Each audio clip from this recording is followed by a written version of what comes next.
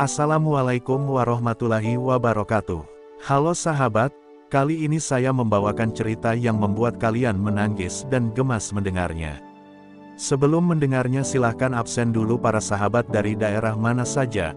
Buat yang sudah subscribe semoga rezekinya lancar ya. Di sebuah kota kecil di pinggiran Prancis, berdiri sebuah gereja tua yang dikenal dengan arsitekturnya yang megah namun suram. Dinding-dindingnya dipenuhi lukisan-lukisan kuno yang pudar dimakan waktu, dan di tengah ruang utama terdapat sebuah patung Yesus yang terbuat dari marmer putih. Patung itu menjulang tinggi, menjadi pusat perhatian setiap mata yang memandang. Namun, di balik kemegahan itu, ada kegelisahan yang merambat pelan dalam hati para pendeta yang bertugas di sana. Mereka merasakan kekosongan yang tidak bisa dijelaskan. Ibadah terasa berjalan seperti ritual tanpa ruh. Sang kepala gereja, Pastor Bernard, adalah lelaki berusia senja dengan rambut memutih dan tatapan mata yang jauh.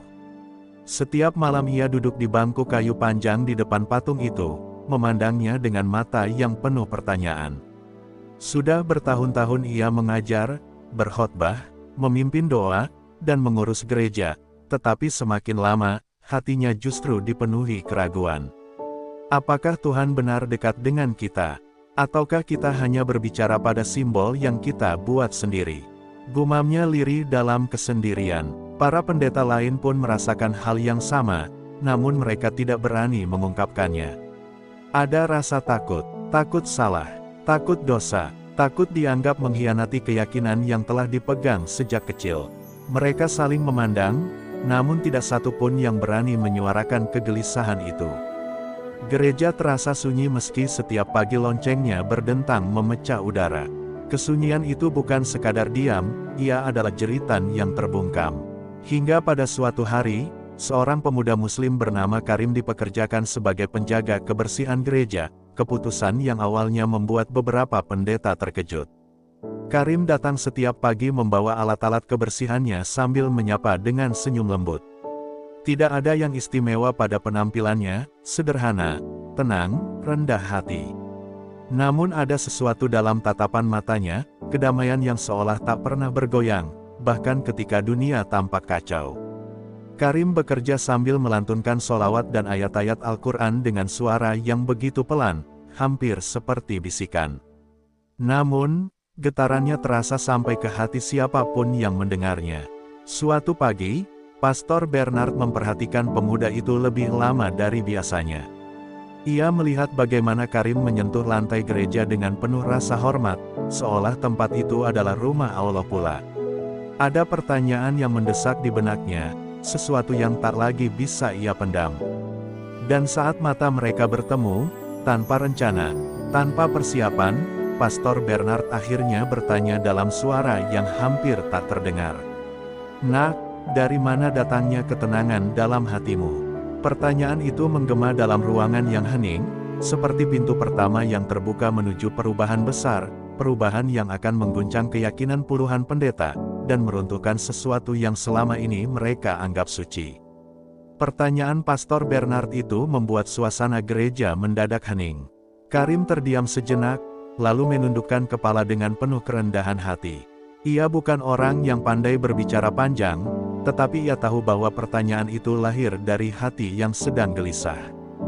Dengan suara pelan namun jelas, ia berkata, "Kami diajarkan oleh Nabi kami, Muhammad, bahwa Tuhan lebih dekat dari urat leher kita. Ketika kita memanggilnya, Dia mendengar. Tidak perlu perantara, tidak perlu bentuk atau gambar, hanya hati yang tunduk." Kata-kata itu meluncur lembut, namun bagai petir yang menggetarkan dada Pastor Bernard. Pastor Bernard merasakan sesuatu yang tidak pernah ia rasakan selama ini, ketenangan yang bersumber dari kalimat sederhana. Ia menutup matanya, seolah merasakan sentuhan halus pada batinnya. Namun bersamaan dengan itu, muncul rasa takut. Takut bahwa ia telah berdiri di ambang pintu keyakinan yang berbeda. Ia menarik napas panjang, berusaha mencari jawaban dalam pikirannya sendiri, namun semakin ia mencari, semakin ia merasa hampa. Ia menatap patung besar di hadapannya, patung itu terasa begitu jauh, dingin, dan diam. Karim menyadari kegelisahan itu. Ia tidak memaksa, tidak mengajak, bahkan tidak menyuruh. Ia hanya bercerita tentang Rasulullah, tentang bagaimana beliau tidur di atas tikar kasar, tentang bagaimana beliau memaafkan musuh-musuhnya, tentang bagaimana beliau menangis dalam doa karena mencintai umatnya. Para pendeta yang mendengar itu mulai datang satu persatu, pura-pura sedang membantu Karim atau seolah sekadar lewat. Namun hati mereka sebenarnya tertarik pada setiap kisah yang keluar dari bibir pemuda itu. Semakin hari, suasana gereja berubah. Doa yang biasanya hanya menjadi untaian kata tanpa rasa, kini dipenuhi keheningan yang penuh pencarian. Para pendeta seringkali berdiri lama di depan patung itu, bukan lagi dengan kekaguman, tetapi dengan pertanyaan yang sama, apakah ini benar jalan menuju Tuhan? Bayangan keraguan menyusup seperti kabut yang merayap di pagi hari, pelan, namun tak tertahan. Dan pada suatu senja, ketika cahaya matahari menembus kaca jendela gereja dan memantul pada patung marmer itu, Pastor Bernard kembali menatapnya dengan sorot mata yang berbeda. Di dada, ia merasakan pergulatan besar antara keyakinan lama yang telah mengikatnya sejak lahir, dan cahaya baru yang perlahan menuntunnya pada kedalaman tauhid. Ia tahu, hidupnya tidak akan pernah sama lagi. Perjalanannya baru saja dimulai. Malam itu, gereja terasa lebih sunyi dari biasanya. Langit di luar gelap, hujan turun perlahan, meneteskan suara yang menggema seperti detak kegelisahan di dalam dada. Pastor Bernard duduk sendiri di bangku kayu panjang dengan kepala tertunduk. Ingatan akan perkataan Karim terus berputar dalam benaknya. Tuhan lebih dekat dari urat leher kita. Kalimat itu terasa begitu hangat, namun sekaligus menggores luka lama dalam hatinya, luka keraguan yang selama ini ia sembunyikan. Tiba-tiba, ia merasa seperti seorang hamba yang telah lama berjalan, namun tak pernah menemukan arah. Sementara itu, beberapa pendeta lain mulai berkumpul di ruang doa kecil di belakang gereja. Mereka berbisik satu sama lain, suaranya lirih namun syarat dengan rasa takut. "Apakah kita sedang tersesat?" tanya salah satu dari mereka dengan suara gemetar. "Atau justru, kita baru saja menemukan pintu yang selama ini kita cari?" Tidak ada yang menjawab, hanya mata-mata yang bergetar, seolah menahan air yang tidak ingin jatuh. Mereka tahu, jika perasaan ini terus tumbuh, hidup mereka akan berubah selamanya. Keesokan paginya, Karim datang seperti biasa. Namun kali ini, Pastor Bernard memanggilnya ke dalam ruang pribadi di gereja. Ruangan itu kecil, dindingnya dipenuhi buku-buku agama, dan di ujung meja, ada sebuah salib kayu yang selama bertahun-tahun menjadi pusat pandangannya. Dengan suara yang bergetar, Pastor Bernard berkata, "Aku ingin mengenal Tuhan yang engkau sebut, tanpa perantara, tanpa bentuk, hanya dengan hati." Ucapannya terdengar seperti pengakuan dari seorang yang telah lama haus, dan baru menemukan secercah air di padang tandus. Karim tidak tersenyum, tidak terkejut, ia hanya menunduk, penuh hormat dan ketulusan. "Saya bukan guru," katanya pelan. "Saya hanya hambanya. Jika engkau benar-benar ingin mengenalnya, mintalah kepadanya langsung dalam sujudmu. Dia akan menunjukkan jalan kepada siapa saja yang tulus mencarinya." Kata-kata itu membuat Pastor Bernard menutup mata, dan untuk pertama kalinya dalam hidupnya, ia berdoa tanpa teks, tanpa ritual, tanpa hafalan, hanya dengan suara hati, "Ya Tuhan, bimbing aku." Dan saat itu juga, tanpa suara guntur, tanpa cahaya ajaib, tanpa mukjizat besar, hanya dalam keheningan yang dalam, Pastor Bernard merasakan sesuatu yang belum pernah ia rasakan seumur hidupnya, ketenangan. Seolah sebuah pintu batin yang telah lama tertutup, kini terbuka perlahan. Ia tidak tahu apa yang akan terjadi selanjutnya. Namun ia tahu satu hal, perjalanan mereka menuju kebenaran baru saja memasuki langkah yang jauh lebih dalam. Perubahan pada diri Pastor Bernard tidak luput dari perhatian para pendeta lain. Cara ia memandang patung marmer besar itu kini berbeda, bukan lagi dengan ketergantungan, melainkan dengan jarak batin yang baru tumbuh.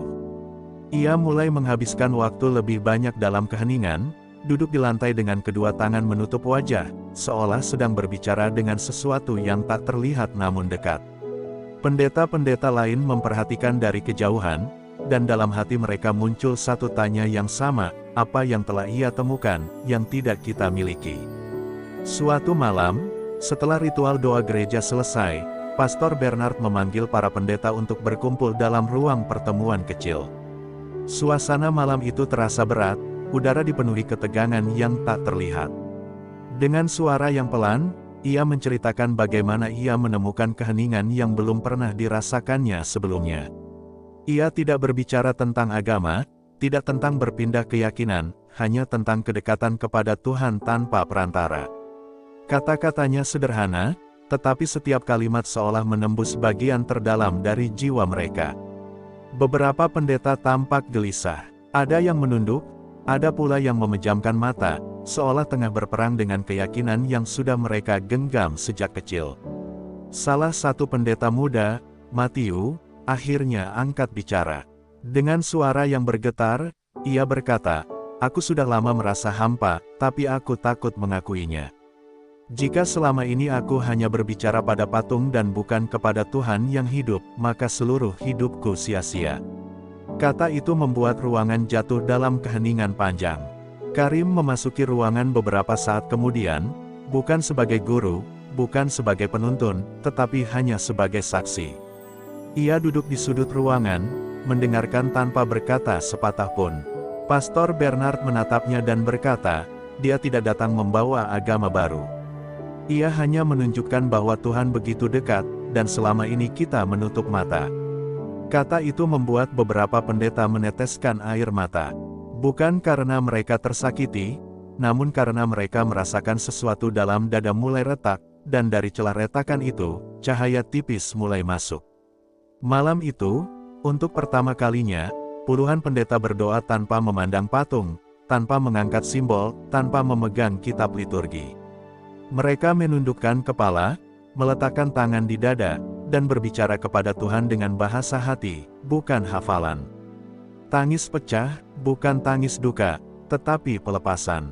Dan di sanalah jalan terang mulai tampak, meski baru seujung cahaya, namun cukup untuk membuat langkah berikutnya tak bisa lagi dihentikan. Pagi berikutnya datang dengan suasana yang berbeda. Gereja yang biasanya dipenuhi gema lantunan doa kini terasa sunyi, namun bukan sunyi yang kosong, melainkan sunyi yang penuh makna. Para pendeta berjalan tanpa banyak bicara, seolah hati mereka sedang memegang sesuatu yang rapuh namun berharga. Pastor Bernard berdiri di depan patung marmer besar yang selama ini menjadi pusat tatapan mereka. Ia merasakan getaran dalam dadanya, bukan keraguan seperti dulu, melainkan keberanian yang perlahan tumbuh. Namun, keputusan yang ada di hadapannya bukan keputusan kecil, itu adalah keputusan yang bisa meruntuhkan seluruh hidupnya. Para pendeta lainnya datang satu persatu, mengelilingi patung itu. Tidak ada yang memulai pembicaraan. Tidak ada yang memerintah. Namun hati mereka berbicara dengan bahasa yang sama, bahasa kejujuran. Dan di tengah keheningan itu, Matthew, pendeta muda yang sebelumnya menangis dalam doa, melangkah maju.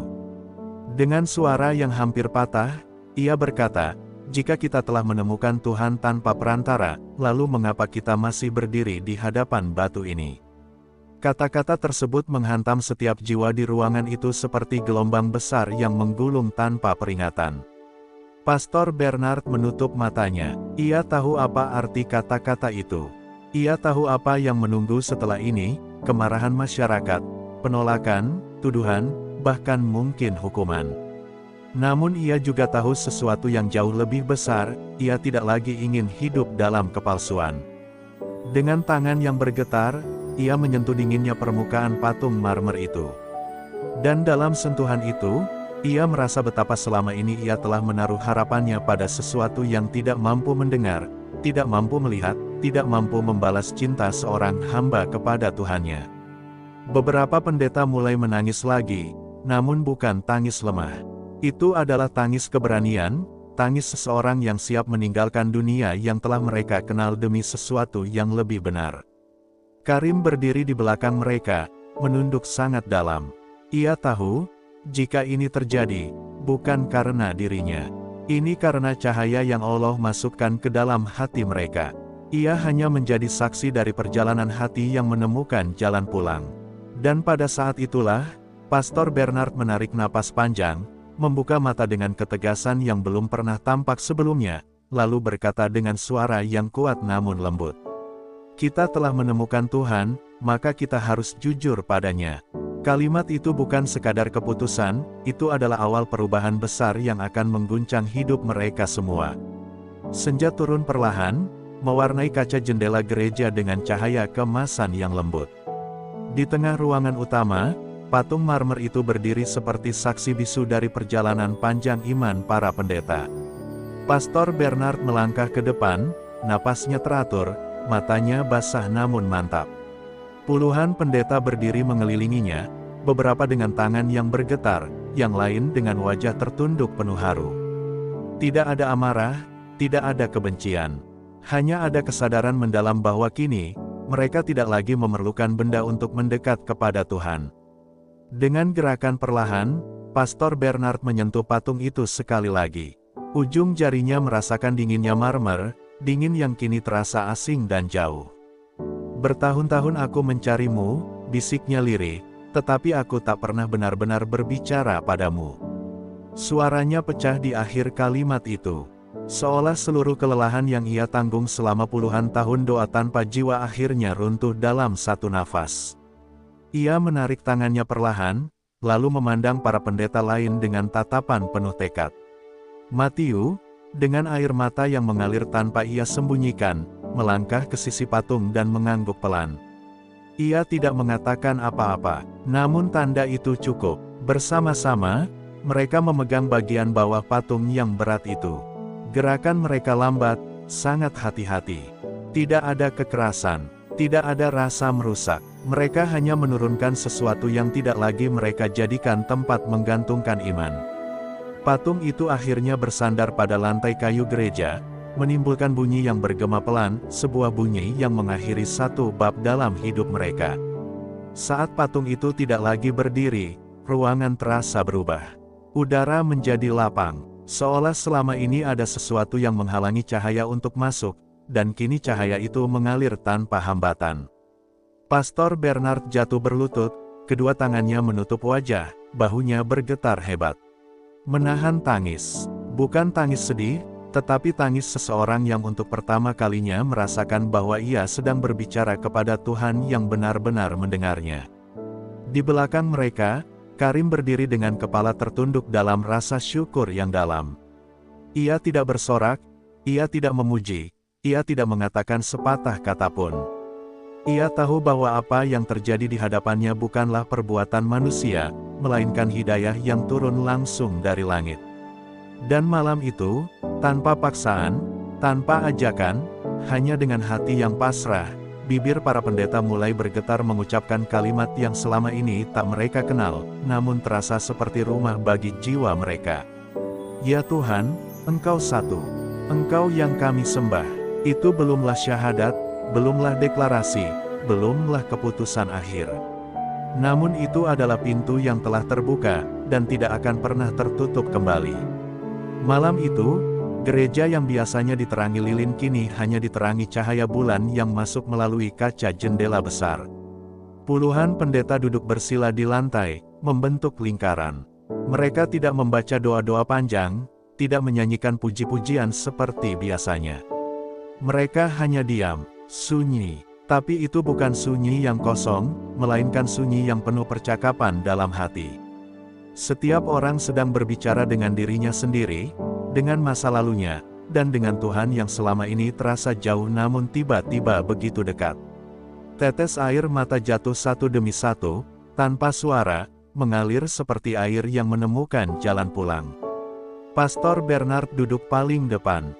Dia menatap tangannya, seolah melihat seluruh perjalanan hidupnya terukir di sana, masa kecil, pendidikannya, gelar keagamaan yang ia banggakan, semua ceramah yang pernah ia sampaikan, dan semua keraguan yang ia sembunyikan. Selama ini ia merasa dirinya pembimbing, orang yang seharusnya mengajarkan jalan kepada Tuhan. Namun malam itu, ia merasa seperti anak kecil yang baru pertama kali belajar menyebut nama Tuhan dengan jujur. Tuhanku, bisiknya lirih, jika engkau benar sedekat ini, maka jangan biarkan aku tersesat lagi. Karim tidak duduk di tengah mereka. Ia duduk di belakang, cukup jauh, agar kehadirannya tidak terasa seperti tekanan. Ia tahu, hidayah tidak pernah datang dari manusia. Ia hanya menyaksikan. Tetapi ketika ia mendengar Pastor Bernard berbisik, ia ikut menundukkan kepala. Dalam hatinya ia berdoa tanpa suara, "Ya Allah, Engkau yang membolak-balikkan hati, tetapkanlah mereka dalam kebaikan jika ini memang jalan yang Kau kehendaki." Dan entah mengapa, saat itu udara di ruangan terasa berbeda, lebih hangat, lebih damai. Beberapa pendeta mulai merasakan sesuatu yang sulit dijelaskan. Bukan suara, bukan bayangan, bukan bisikan, tapi sebuah rasa yang muncul dari dalam, rasa bahwa selama ini mereka telah berjalan jauh, berkelana panjang, melewati keraguan, pertanyaan, dan kebingungan, dan kini perjalanan itu hampir mencapai tujuannya. Ada pendeta yang memegang dadanya karena dada itu terasa penuh, ada yang menutup wajahnya karena tangis tidak dapat dibendung, ada pula yang tersenyum dalam air mata. Dan pada saat itulah, Pastor Bernard mengangkat wajahnya. Matanya basah, namun bersinar dengan ketenangan yang dalam. Ia mengusap air mata yang jatuh di pipinya, lalu berkata dengan suara yang sangat lembut, sangat jujur, namun penuh kekuatan. "Jika benar Tuhan itu esa, maka aku ingin mengenalnya sebagaimana Nabi Muhammad mengajarkan umatnya untuk mengenalnya." Ruangan seketika menjadi sangat hening, hening yang suci. Itu bukan deklarasi, bukan ajakan, bukan keputusan akhir. Namun itu adalah keberanian untuk melangkah ke pintu yang selama ini hanya mereka tatap dari jauh. Pagi itu datang dengan cahaya lembut yang menyusup melalui jendela gereja. Tidak ada lonceng yang berdentang, tidak ada ritual seperti hari-hari sebelumnya. Hanya ada ketenangan yang menyelimuti udara, seperti pelukan halus dari langit. Pastor Bernard berdiri di tengah ruangan yang kini tak lagi dihiasi patung besar itu. Wajahnya terlihat tenang, jauh berbeda dari kegelisahan yang dulu selalu membayanginya. Para pendeta lain berdiri di sekelilingnya, wajah-wajah mereka dipenuhi rasa haru yang sulit disembunyikan. Mereka tahu, hari ini bukan sekadar hari biasa, hari ini adalah jawaban atas doa panjang yang selama ini terpendam dalam dada mereka. Pastor Bernard menoleh ke arah Karim, yang berdiri dengan kepala menunduk, tidak ingin menjadi pusat perhatian. "Karim," katanya pelan, "apa kalimat yang diucapkan seseorang ketika ia ingin mengakui Tuhan yang esa, seperti yang diajarkan Nabi Muhammad?" Suasana ruangan mendadak seolah berhenti. Para pendeta menahan napas. Karim mengangkat wajahnya, dan ada air bening yang berkilau di ujung matanya. Namun ia tetap bersuara dengan lembut, penuh ketundukan. Kalimat itu sederhana, tetapi ia membawa seluruh jiwa ke dalamnya. Ia mendekat perlahan, duduk bersimpuh di depan Pastor Bernard. Tidak ada kerumunan, tidak ada sorak, tidak ada penekanan, hanya dua hati yang saling menyaksikan kejujuran. Karim menuntun perlahan, suaranya bergetar halus. "Asyhadu an la ilaha illallah." Pastor Bernard mengikuti, namun dengan suara yang pecah oleh tangis. "Wa asyhadu anna Muhammadan Rasulullah." Air mata mengalir deras di wajahnya. Tangis itu bukan tangis kehilangan, tetapi tangis menemukan sesuatu yang telah ia cari seumur hidupnya. Saat suara itu selesai terucap, puluhan pendeta lain satu persatu mendekat. Tidak ada yang tergesa, tidak ada yang meniru hanya karena suasana. Mereka datang karena hati mereka memanggil. Ada yang menangis sambil menutup mulut agar suara tangisnya tidak pecah terlalu keras. Ada yang tersungkur, sujud dengan tubuh gemetar. Dan setiap kali kalimat itu diucapkan, ruangan terasa semakin hangat, seperti cahaya lembut yang turun dari sesuatu yang lebih tinggi dari langit. Dan pada akhirnya, pendeta terakhir yang melafalkan kalimat itu bukanlah yang paling yakin, bukan pula yang paling kuat, melainkan yang paling lama memendam pertanyaan. Ketika ia selesai mengucapkannya, suara azan jauh dari kota terdengar samar tertiup angin pagi. Tidak ada yang memerhatikannya sebelumnya, tetapi pagi itu, suara itu terdengar sangat dekat. Para mantan pendeta itu menutup mata, meresapi kedamaian yang seakan menyelimuti dunia. Hari itu, bukan hanya patung yang jatuh. Hari itu, hati-hati yang selama ini terkunci, akhirnya terbuka. Namun perjalanan mereka tidak berhenti di sana. Suatu hari, Pastor Jin kembali berdiri di halaman gereja yang kini telah menjadi tempat kajian Islam. Di hadapannya berdiri ratusan warga kota, sebagian masih ragu, sebagian mulai luluh oleh sikap lembut dan keteladanan para mantan pendeta itu. Dengan suara yang bergetar namun penuh keyakinan, ia berkata, "Kami bukan berubah karena dipaksa, kami berubah karena menemukan kedamaian. Dan kedamaian itu kami temukan ketika kami mengenal Nabi Muhammad, manusia yang penuh kasih sayang, manusia yang mengajarkan kami arti rendah hati." Ucapan itu menggema dalam hati setiap orang yang mendengarnya. Hari-hari berikutnya menjadi saksi perubahan yang lebih besar dari sekadar keyakinan, ia menjadi perubahan hati. Anak-anak yang dulu tumbuh dalam kebimbangan kini belajar membaca Al-Quran dengan suara lembut dan polos. Keluarga-keluarga yang dahulu saling berjauhan karena perbedaan keyakinan kini duduk bersama dalam satu meja, saling menghormati. Masjid dan gereja yang dulunya berdiri sebagai simbol perbedaan kini menjadi simbol persatuan, tanpa paksaan, tanpa kekerasan, hanya kehangatan yang tumbuh dari cahaya kebenaran. Malam itu, di bawah cahaya bulan yang menyinari kota kecil itu, mereka berkumpul dalam majelis zikir. Dari bibir mereka terucap kalimat syukur, bukan hanya karena telah menemukan jalan yang lurus, tetapi karena diberi kekuatan untuk menerimanya. Air mata haru menetes, bukan karena kesedihan, tetapi karena rasa lapang yang luar biasa. Seakan semua duka selama bertahun-tahun dibersihkan oleh satu kata, ikhlas. Dan kini, kisah mereka bukan sekadar kisah tentang perpindahan keyakinan. Kisah ini adalah kisah keberanian mencari kebenaran, kisah tentang hati yang berani mengakui firman Tuhan yang sesungguhnya. Kisah ini menjadi pengingat bahwa hidayah adalah milik Allah, datang kepada siapapun yang mencarinya dengan sungguh-sungguh. Mereka adalah saksi bahwa cahaya dapat menembus kegelapan yang paling pekat sekalipun. Saudara-saudaraku yang menonton video ini, semoga Allah memberkahi langkah-langkah kita semua. Semoga kisah ini menjadi pelajaran bahwa kebenaran tidak pernah memaksa, ia hanya mengetuk hati. Semoga kita termasuk golongan yang lembut hatinya ketika cahaya hidayah memanggil. Ya Allah, teguhkanlah iman kami, lapangkanlah dada kami, jauhkan kami dari kesombongan, dan dekatkan kami kepadamu setiap saat. Berikan kepada kami kemampuan untuk selalu menghargai sesama, mengasihi tanpa syarat, dan menjaga akhlak yang baik hingga akhir hayat kami. Amin ya Rabbal Alamin. Terima kasih kepada para penonton YouTube yang telah menyimak cerita ini sampai akhir.